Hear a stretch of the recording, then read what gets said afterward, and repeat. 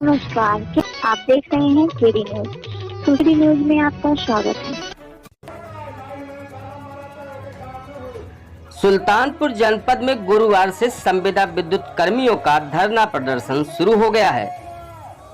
विद्युत विभाग के अधीक्षण अभियंता कार्यालय के पास दूसरे दिन शुक्रवार को भी धरना प्रदर्शन जारी रहा। वेतन सहित सुरक्षा किट न मिलने से नाराज संविदा विद्युत कर्मियों ने कार्य बहिष्कार कर धरने पर बैठ गए हैं।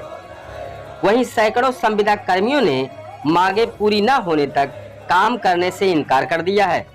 विद्युत विभाग के अधीक्षण अभियंता कार्यालय के बाहर धरना प्रदर्शन जारी है। आज किस लिए आप धरने पे बैठे हैं? कब से बैठे? क्या है आपकी मांगे? देखिए, मेरा नाम जेपी सिंह है। मैं जिला निविदा संविदा कर्मचारी संघ का जिला उपाध्यक्ष हूँ सुल्तानपुर का। और हम लोग कल से यहाँ जो है धरने पे बैठे हुए हैं। अनिश्चितकालीन के लिए धरने पे बैठे हैं।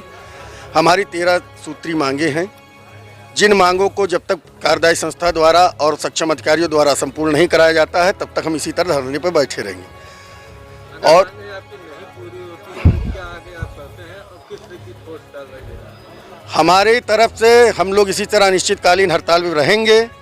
और लोग जो आम जनता है, जब विद्युत आपूर्ति बाधित होती जाएगी तो आम जनता को परेशानी बढ़ेगी। तब अधिकारियों को मजबूरी में कार्यदायी संस्था के खिलाफ कार्रवाई करते हुए हम लोगों की मांगों के विचारधाराओं पे आना पड़ेगा। मुद्दे क्या हैं?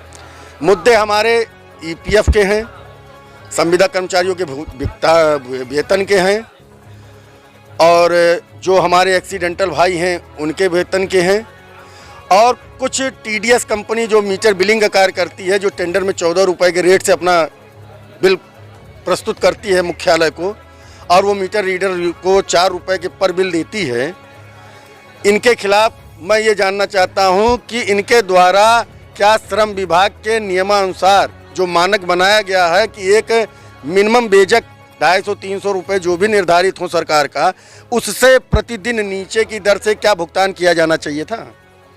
ऐसी स्थितियों में हम लोग आज धरने पे बैठे हुए हैं, और ये तब तक चलता रहेगा जब तक हमारी मांगे संपूर्ण रूप से पूरी नहीं हो जाती हैं तत्काल प्रभाव से। इस तरह की सनसनीखेज खबरों के लिए KD news UP YouTube channel को सब्सक्राइब करें।